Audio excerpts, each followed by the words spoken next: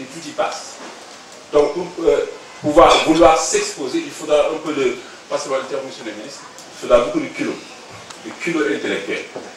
Donc, félicitations d'avoir bravé toute la critique, quelle qu'elle soit. La deuxième raison aussi, c'est d'ordre institutionnel. Je sais que pendant très longtemps, l'Université de Dakar a imposé à ses universitaires de présenter leurs produits de recherche, quelle que soit la langue dont vous êtes le spécialiste, en français. C'est une ambiguïté un peu embarrassante et voire même inhibitrice. Parce qu'à force de réfléchir dans une langue et de produire dans la langue d'arrivée qui n'est pas votre langue de spécialité, il y a des problèmes.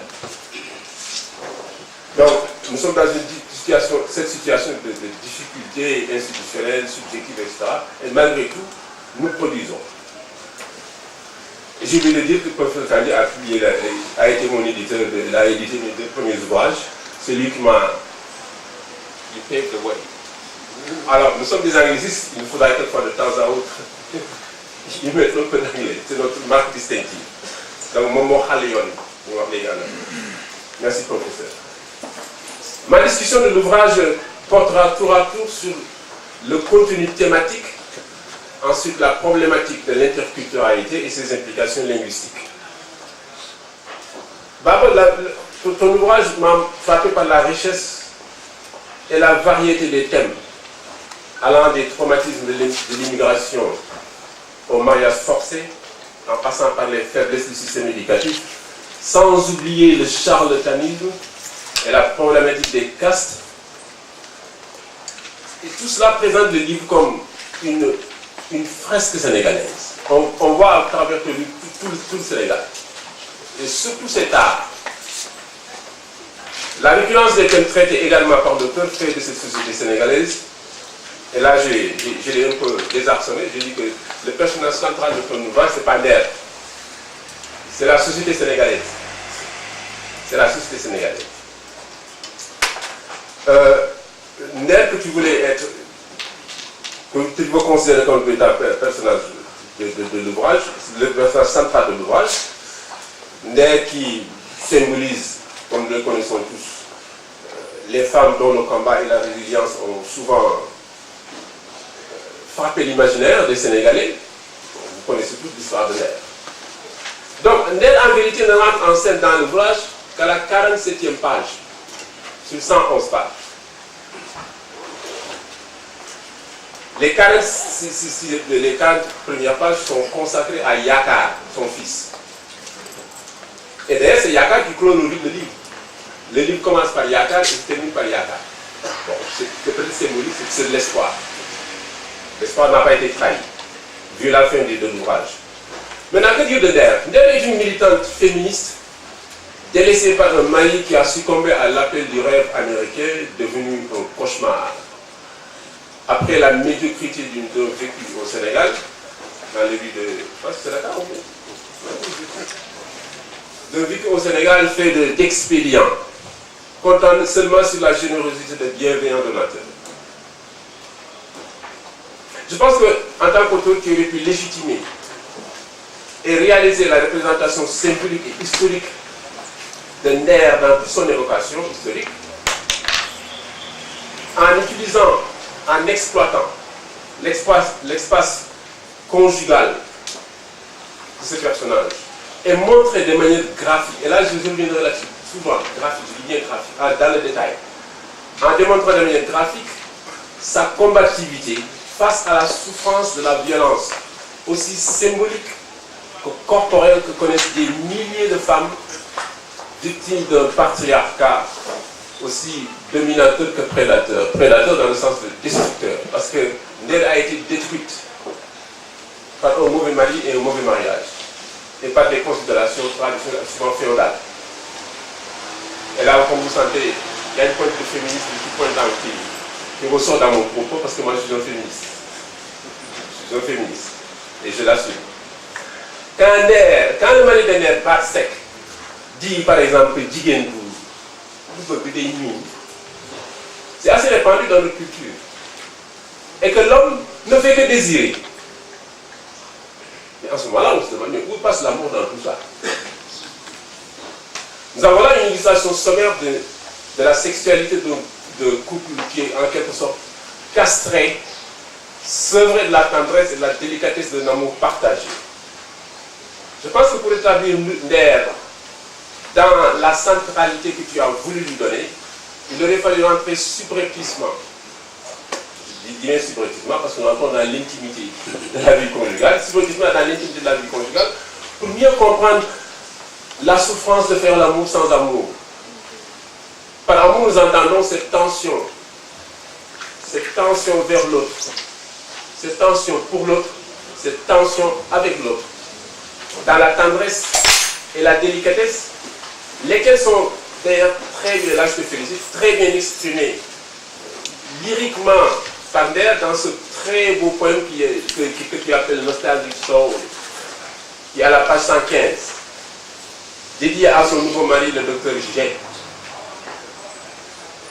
Nder ne découvre en réalité le véritable amour qu'auprès de ce docteur, médecin, psychologue chargé du traitement de son fils, Yaka, traumatisé par sa déportation des USA. L'ironie est que le véritable patient n'est pas Yaka. Le véritable malade, c'est Nder qui est malade. Nder qui est malade parce qu'elle a été traumatisée jusqu'à la frigidité par Batsek, son mari, qui le reconnaît d'ailleurs dans la lettre de répudiation. Je cite. Alors, je citerai le texte en anglais, je ne dois pas le texte, la phrase en anglais, mais je vais la traduire immédiatement. Your humble and dignified attitude during those years of domestic trauma heightened my admiration for you. Traduit en français, ton attitude humble et digne au cours de ces années de traumatisme, je souligne traumatisme domestique, a renforcé mon admiration pour toi. C'est Batsek qui le dit, de sa lointaine Amérique, dans sa lettre de répudiation. Parce que Nder a plusieurs fois demandé le divorce, il a refusé. Baba, cette lettre est la plus belle page de son roman. Aussi bien dans sa sincérité que dans sa pertinence, parce que c'est elle qui rétablit Nder dans son rôle de personnage principal. À mon avis, il aurait fallu, évidemment, en tant qu'auteur, chacun a ses choix. Nous, en tant que critique aussi, nous avons nos perspectives. Je pense qu'il aurait fallu tout simplement élaborer davantage cette question. Voir Nder dans sa vie conjugale, sa souffrance affective, ce traumatisme dont on parle. Et c'est Batsek qui parle du traumatisme lui-même. Il reconnaît qu'il a traumatisé cette femme. La deuxième partie de mon intervention porte sur le problème de l'interculturalité et ses pièges et ses opportunités. Je disais dans mon propos préliminaire qu'il est difficile de produire quand on est polyglotte, quand on passe d'une langue à une autre. Ça peut être positif, comme aussi ça peut nous mener à des impasses. Pourquoi? C'est Frantz Fanon qui disait que parler une langue, c'est assumer une culture. Et Goethe, le célèbre poète philosophe allemand, d'ajouter qu'on ne connaît sa langue, qu'on ne connaît pas sa langue tant qu'on l'ignore, aussi longtemps qu'on ignore celle des autres. Dans une perspective d'intertextualité et de comparaison, d'analyse contrastive, contrastive analysis, comme diraient les anglicistes. Dans un contexte multilinguistique, la proximité linguistique crée un creuset interculturel où les utilisateurs des langues en présence peuvent développer ce que nous appelons en didactique de l'anglais la compétence plurilinguistique. Moi, mon métier, ce n'est pas la littérature comme notre grand maître. Moi, je suis un didacticien de l'anglais. Mais on ne peut pas faire la didactique de l'anglais sans parler de littérature. C'est la capacité, cette compétence plurilinguistique, c'est la capacité de l'auditeur de transférer positivement et efficacement les ressources d'une langue vers une autre et de créer des chaînes de valeur linguistique. Pour autant, je m'empresse de l'ajouter, que les utilisateurs maîtrisent des idiomes, les valeurs, les attitudes sous-jacentes dont l'ensemble constitue ce qu'on appelle le génie d'une langue. Quand le génie des langues en présence est respecté, l'interculturalité devient une valeur sûre. Par contre, si le génie des langues en interaction est violé consciemment ou inconsciemment, nous aboutissons à des anomalies syntaxiques ou à des impasses communicatives que les anglicistes pourraient appeler, désigner sous le vocable de communication breakdown. C'est-à-dire, on se comprend. Cependant,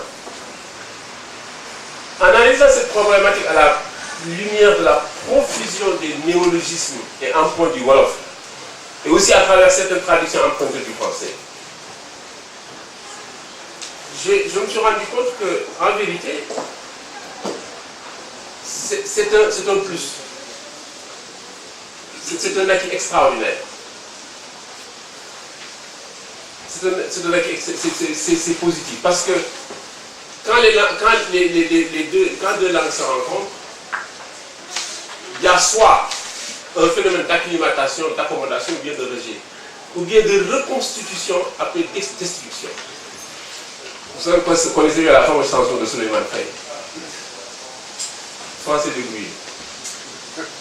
J'ai dit dans un article pour le défendre, lorsqu'on a voulu le descendre à la 2S, qu'en vérité, le texte de Souleymane Faye devait être un document de travail dans toutes les classes de sociolinguistique. Malheureusement, ceux qui l'avaient invité n'avaient pas cette culture sociolinguistique pour savoir que ce que Souleymane Faye a démontré, c'est ce qu'on appelle le processus de créolisation d'une langue.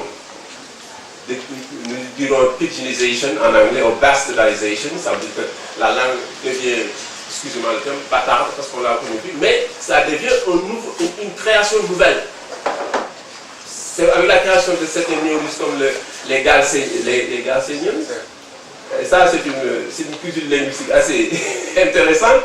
Galsen, ça veut dire Sénégal, Sénégalais, on dit Galsen, on appelle Galsen, mais en utilisant le génie de la langue anglaise avec le suffixe qui a pu créer ce nouveau mot, les Galséniens, etc., etc. Donc, c'est un plus, et ça peut être très intéressant pour les anglo-saxons qui sont épris, c'est vraiment des chercheurs qui font une recherche sur l'interculturalité et qui sont épris de la culture et de la langue wolof au Sénégal. Je pense à nos amis américains, Ousmane, je pense qu'il faudra leur proposer cet ouvrage à titre seulement de recherche scientifique, c'est très intéressant. Il y a des espaces d'investigation qui sont largement ouverts ici. Un autre aspect qui est relatif à l'interculturalité, c'est que l'anglais, à la différence du français, de l'arabe et du wolof, la langue anglaise c'est une langue de synthèse. Wolof il y a anglais xamul tama day jaate dig lu koy foq rek. Nous on va droit au but, on ne connaît pas les contorsions linguistiques des Adiora, etc. Non, l'anglais va droit au but. Alors maintenant, le problème c'est que si vous transférez ce génie, cette compréhension, cette culture syntaxique dans la production en anglais, vous allez vers des problèmes. Alors, je donne seulement un petit exemple. Parce que là, c'est pour des raisons très scientifiques que je dis, c'est indépendant de toute considération. Si vous allez à la page 22, tu dis, Astu was certainly one of the numerous educated Galsenians, among whom brilliant university teachers who, due to the meager wages and dire conditions of work, decide to sell their knowledge abroad. Ah, voilà une phrase qui fait 31 mots. En y appliquant le génie, comment dirais-je, de conceptualisation, de synthèse de la langue anglaise, en passant par les mots composés, on peut ramener cette phrase-là à 16 mots. 16. C'est pourquoi je dis que l'anglais, waxam dafa gàtt. Astu was definitely one of those brilliant Senegalese college graduates. Vous voyez bien, ça c'est un mot complet. Lured by well-paying foreign jobs. Et ça aussi, c'est un autre mot composé. Si vous comptez, vous avez arithmétiquement, ici vous avez 31 mots, ici vous avez 16 mots. Alors, ça peut être un choix délibéré de l'auteur. Comme ça peut être une inadvertance linguistique. Mais quel que soit le cas, et là, je dis une chose ici, hein, je pense que c'est pas pourquoi tu allais tout faire éditer au Canada. L'Antallier est là. L'Antallier est là. Nous avons fait un travail excellent. Alors, tous ces problèmes que j'ai, sur lesquels nous avons discuté largement il y a 2 jours à mon bureau. On aurait pu faire l'économie de toutes ces questions. Monsieur le ministre, il faudra que nous fassions attention et nous portions beaucoup plus d'intérêt à l'expertise nationale. Au Sénégal, il y a beaucoup d'experts à beaucoup de choses. Il faut nous faire confiance. Il faut nous faire confiance. Il y a beaucoup de choses que nous écrivons qui sont largement bien reçues à l'étranger. Mais chez nous, bon, comme on dit, nul n'est pas fait chez soi. Mais je pense qu'il y a beaucoup de choses que nous pouvons faire ici. Donc, à ta charge comme à ta décharge, je pense que le prochain ouvrage, il faudra te référer au professeur. Pour terminer, je ne vais pas accaparer la parole pendant longtemps encore, parce qu'on reviendra sur le débat tout à l'heure. Pour terminer, je peux parler de l'intérêt encore une fois de plus de ces néologismes, ces emprunts wolof dans le roman. Je donne un exemple. Il y a un mot que je n'ai pas vu dans ton texte. Quand tu décris la vie de Gorgolou de Batsek au Sénégal, vous savez, nous utilisons beaucoup de mots en wolof aujourd'hui, du fait des apports linguistiques qui nous viennent de l'Ensemble des États-Unis. Mais Batsek, tel que le titre le décrit, sa vie d'expédient à travers les rues de Dakar, c'est ce qu'on appelle un hustler. H-U-S-T-L-E-R. He's a hustler. Alors, dans le wolof de l'informel de Sandaga, quand tu l'as dit, tu l'as dit, dans le hustle. Mais dans le hustle, ça vient de hustler. Un hustling. Donc, tu aurais pu le décrire en tant que hustler et dire le mot hustler, ou bien même vous refuser le hustle et faire un petit jeu de mots sur la question. Donc, oui, il y a donc des espaces de recherche encore là, qui sont largement ouverts, aussi bien pour les étudiants que les professeurs que les chercheurs qui nous viennent du pays de notre sang. Voilà, je voudrais m'en tenir à ces aspects. Félicitations, bon courage, bon vent, et nous attendons avec trépidation, voire délectation, le prochain ouvrage. Je vous remercie. Jeff, donc, je crois que j'avais bien fait d'indiquer à l'entame que vous avez toujours la précision des mots et la pertinence du propos avec beaucoup de profondeur. Je pense que je voyais Baba Diassé prendre des notes. Je pense que ça lui sera très utile et c'est l'approche que vous avez donnée, la présentation de l'ouvrage est très intéressante.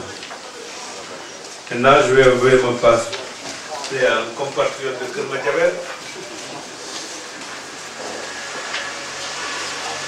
le ministre Aliou Sow, même si après il a un peu lâché Kermadjabel pour aller vers Kaffrine.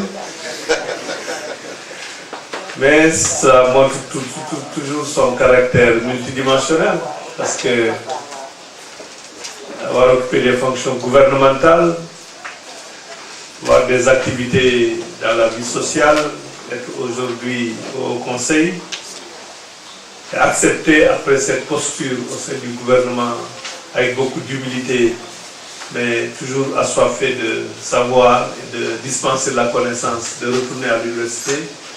C'est une marque de grandeur à votre niveau et chaque fois aussi que je vous écoute sur des sujets, c'est avec beaucoup de plaisir que je le fais. Donc, je pense que Papa Diassé a bien fait de vous associer à la présentation de l'ouvrage. Donc, je vous donne la parole. C'est avec joie que je prends la parole à l'occasion de cette fête du savoir et de l'excellence que vous présidez. Je suis persuadé, non pas simplement par soumission à un ordre protocolaire, parce que vous avez une éducation, mais je pense également, en dehors de cela, vous méritez d'être sollicité dans de telles circonstances. Le ministre est un grand frère pour qui j'ai beaucoup de respect, beaucoup d'admiration, toujours courtois, rigoureux. Quand je vois souvent l'évolution, je dis, et si les acteurs de l'éducation connaissaient son sens de l'équité, il n'allait jamais avoir de tyrannie avec lui. Et l'équité va aussi avec la rigueur. Monsieur le ministre, je vous remercie. Et vous savez, quand on a un grand frère comme vous, on doit aller aussi chercher d'autres coins d'affirmation. C'est un homme agréable, le ministre. Je me rappelle en 2009 ou en 2010, gouvernant policier, mais opposant teigneux, par pur hasard, la Voix d'Amérique a organisé un débat courageux entre moi-même, le ministre porte-parole Lambert Mende, la RDC et lui-même, sans nous prévenir. Quand il a pris la parole, il a dit non, quand même, vous m'avez dit que c'est mon jeune frère, vous mettez mal à l'aise. J'étais plus mal à l'aise pour le respect que j'ai pour lui et que tous les jeunes de notre génération en Keur Madiabel éprouvent également pour lui et pour sa famille. Parce que, monsieur le ministre, monsieur le doyen Kandji, qui est notre maître, on peut le dire, je pense en Afrique, ils sont peu nombreux, les anglicistes qui ne lui doivent pas quelque chose. Aujourd'hui, on parle du CAMES. Il a présidé le CNTS Lettres et Sciences pendant 7 ans. L'essentiel des réformes qui en donnent une teneur, une valeur, une dimension très importante, il a été l'instigateur ou l'animateur ou l'organisateur. La promotion de la science, il s'y engage de beaucoup de générosité. Il a présidé toutes mes thèses de doctorat, de troisième cycle et de doctorat d'État, mais son affection s'accommode bien d'une rigueur, d'un porteur également, d'un message et des sanctions qu'il faut quand cela s'impose.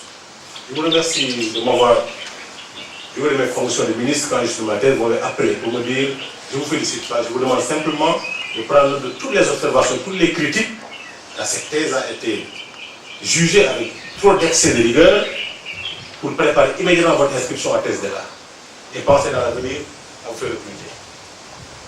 Quand j'étais recruté, il m'a encore appelé pour me dire, vous êtes ministre, mais je vous demande par votre emploi du temps et de respecter vos charges horaires. S'il faut une autorisation du président de la République, il faut la demander, mais c'est important à faire. Et depuis lors, il nous a toujours incité à publier.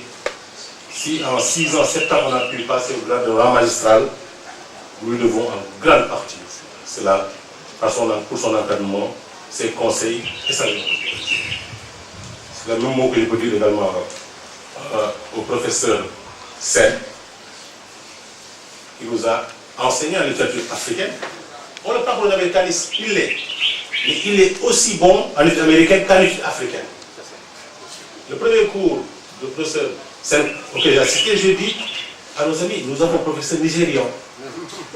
On m'a dit non, il est Sen, il est sénégalais. Impressionnant, généreux, grand conseiller, qui est toujours heureux de voir les gens avancer et progresser. Très généreux.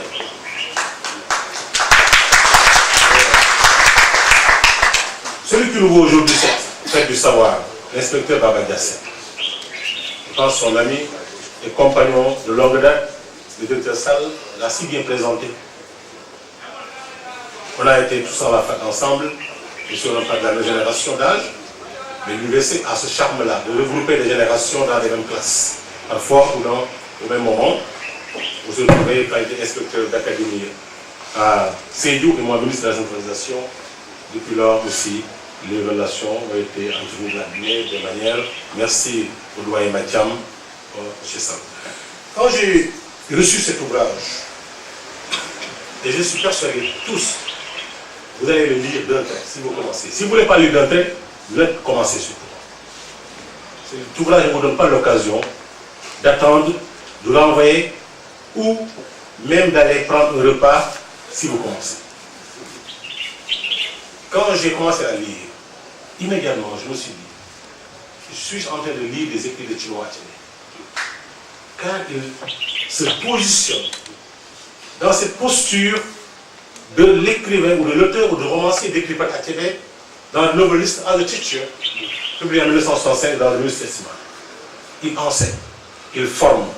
La génération a intérêt à lire cet ouvrage, car c'est une sorte de précis à la fois de grammaire anglaise, des belles formules dans la langue anglaise, mais aussi et surtout un précis sur les rites initiatiques de notre société, mais également les expériences de la vie et comment les dompter et garder l'espoir.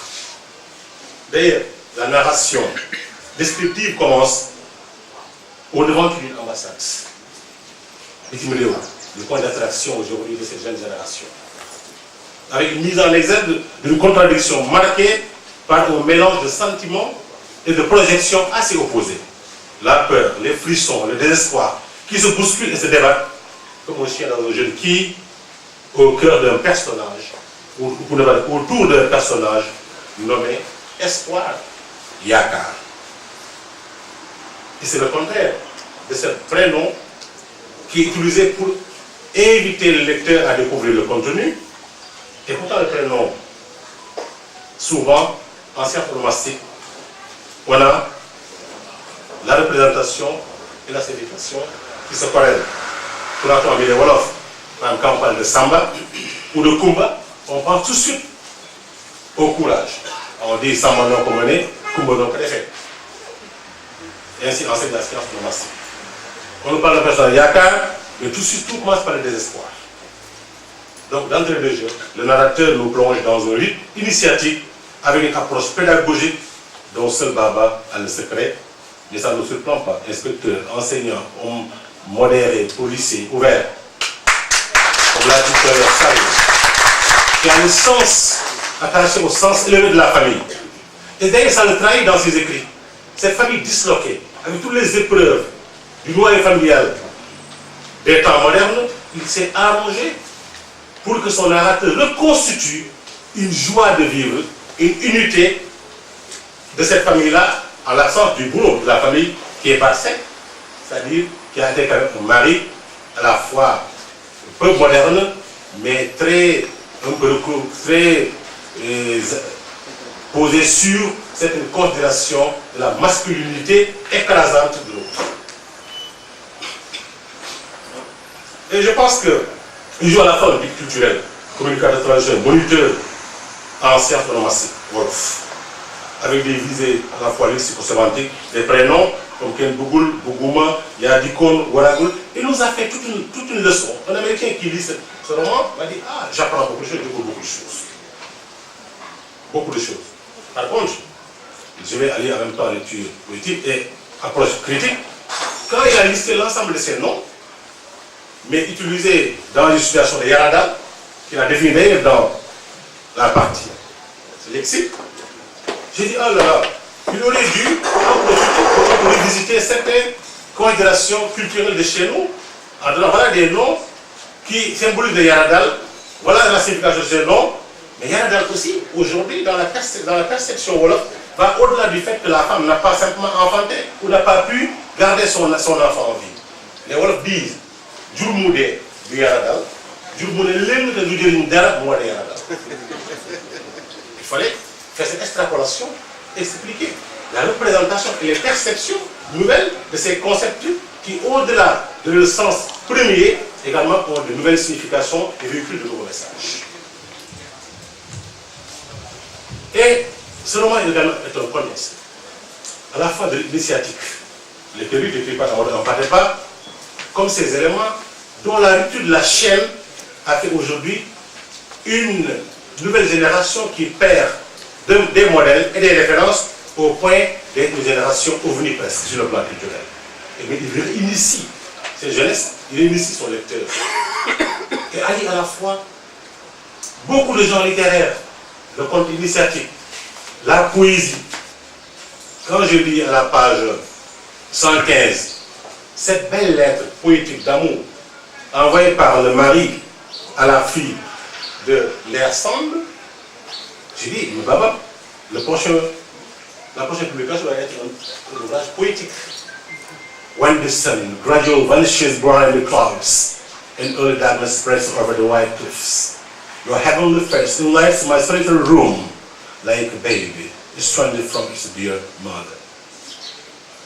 Je vais m'inspirer de ce poème, de ces quelques vers pour mon prochain texte destiné à célébrer l'anniversaire de Madame.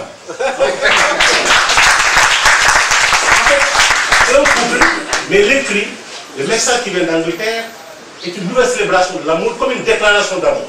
Vous savez, les femmes veulent qu'on le déclare plusieurs fois, chaque fois, cet amour nouvelle, et une fois, vous allez entendre des dames qui vont dire, comme une de et ces lettres, il y a toute une illustration. Quand j'ai eu à parler au doyen Kandi, je pense que c'est la semaine passée, pour le consulter sur un de mes textes, comme ça, il me dit, Aliou, tu as déjà lu le roman de Baba? Excellent. Un roman agréable à lire. J'entends rarement le doyen Kandi parler comme ça. Tellement il est exigeant. Je vous dis, il m'a une fois donné 5 ans. Quand j'ai lu l'ouvrage, j'ai bien lu la description faite du professeur Dramé. Je pense que tous les lecteurs anglicistes ont pensé à quelqu'un quand ils ont vu le professeur Dramé. Ils ont vu professeur. Britishness, gentlemanship.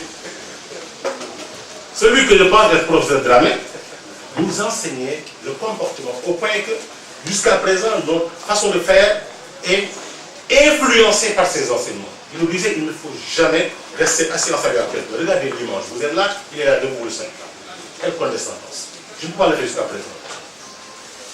Il nous disait, même si vous entrez dans les toilettes par hasard, par effraction, et vous voyez un homme, dites, I'm sorry madame.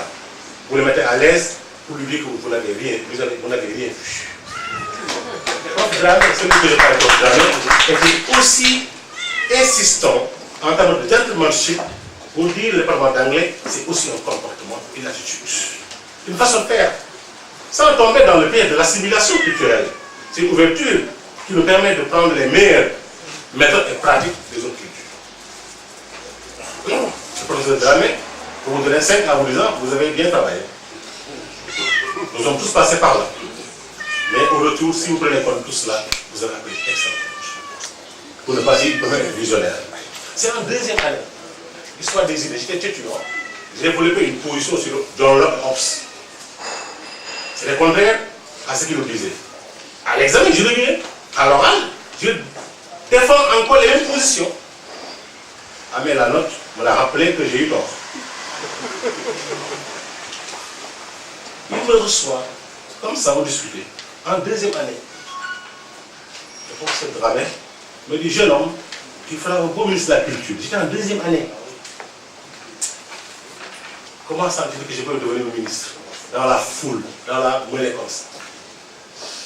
J'ai compris le jour. Il faut apprendre à être très proche de ses enseignants. À travailler, à satisfaire ses enseignants et avoir leur bénédiction. Comme on dit en wolof, njàng muy barkel mooy borom bi la jàngal am mbégte ci borom.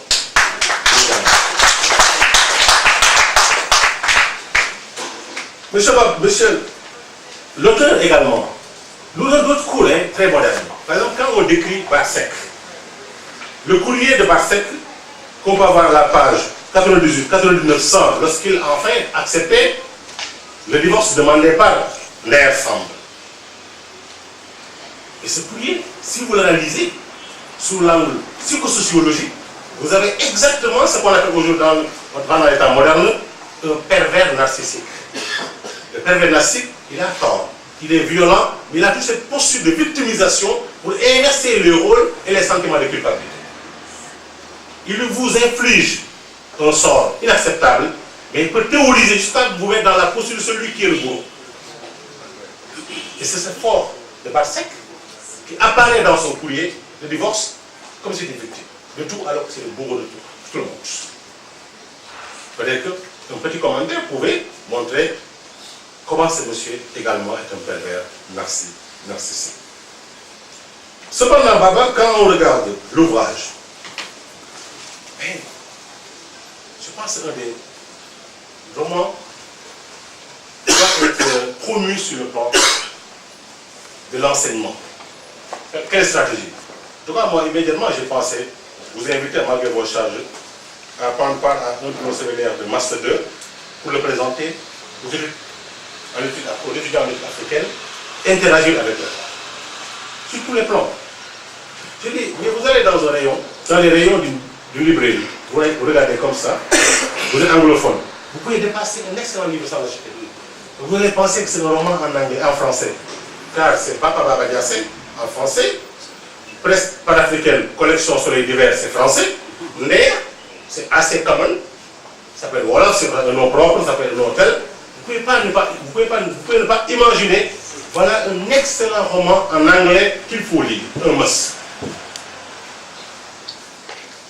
Le doyen, il n'aime pas, mais un sous-titre du genre, je pense que je l'ai noté quelque part, ce roman pouvait être intitulé même comme Yaka, hein?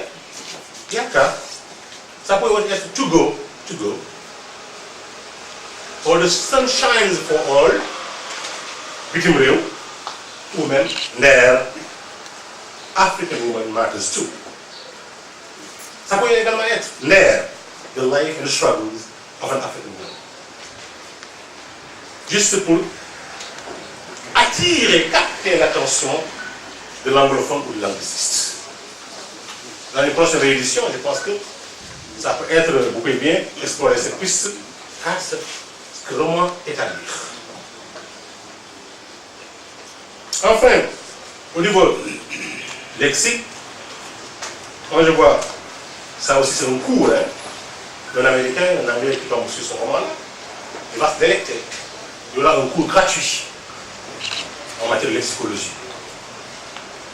Mais quand ils vont vous dire Samba Linguère, un prince, oui, c'est un prince, Samba Linguère. Mais aussi, dans le nouveau contexte de représentation des concepts et des mots, Samba Linguère également a une autre signification. Dans le langage courant, Samba Linguère, c'est par exemple quelqu'un qui n'a aucun lien avec une lignée princière, peut être perçu par vous et moi comme un Samba Linguère, car c'est un homme généreux qui aime bien se montrer, faire un grand bienfaiteur, qui est parrain de l'ensemble des concerts et des shows et des choses. Voilà. Même des. Voilà. C'est Samba Linguère. Il fallait aussi une petite extrapolation pour montrer que dans l'évolution du champ sémantique de ce concept, ça peut également être perçu comme ça. Parce que l'Américain, quand il voit Samba Linguère, prince, il entend une situation Samba Linguère, un autre concept, il va dire, what does it mean then? C'est comme par exemple le cas Ndaw. Mère Yama Ndaw, nom de famille, virginité.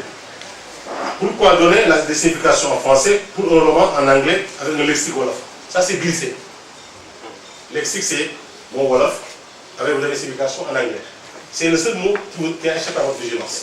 Vous avez mis Ndaw, Mère Yama Ndaw, nom de famille, virginité.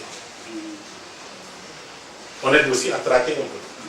Ce qui nous rappelle souvent que nous ne sommes pas parfaits, mais je vous dis pas. Je suis professeur assimilé de l'étude anglophone, d'étude africaine, et parce que je ne pense pas, c'est enfermé, je dois écrire un roman si châtié en anglais. Il a la chance d'avoir été instructeur, professeur, d'avoir fait la pédagogie, inspecteur. On sent cette préoccupation pédagogique, cet encadrement, cette dimension de cours pour les lecteurs, surtout pour l'étudiant ou tout autre. Même l'enseignant a intérêt à vous lire. C'est comme attire. Vous dites tea party. Yes, but debatable. Tea party, aujourd'hui, quand on parle de tea party, il y a une nouvelle signification du tea party. So then, you could wear it. And then, Yarada, comme je l'ai dit tout à l'heure, la signification bien faite, présentée, mais on pouvait aussi extrapoler pour changer cela. Donc on va dire, du voulais l'aimer, et de le faire d'art, moi je faisais souvent, hein, je disais, voilà, quand nous faisions notre combat de communication, je disais, quand il faisait dans les villages, je dis, mon président, c'est le président qui combat les Yarada. Parce qu'il donne des emplois aux jeunes, sur la formation, il donne des opportunités, comme ça vos enfants ne vont plus vous hanter au point que vous allez être perçus comme des Yarada parce que vous n'avez pas pu mettre en cas, même par extrapolation, on pourrait dire, puisque la valeur de l'enfant ou sa situation sociale est le reflet des valeurs ou du comportement de sa mère dans la vie conjugale, qui est un moyen utilisé pour la limite de persécuter les femmes, comme le cas de Barsek qui est le bourreau de la cause féminine. Donc, pour terminer, cet ouvrage, ce roman, mais traverse beaucoup de thèmes majeurs. Des questions de casse à la femme mal aimée, au mariage précoce. mariage forcé, la violence conjugale.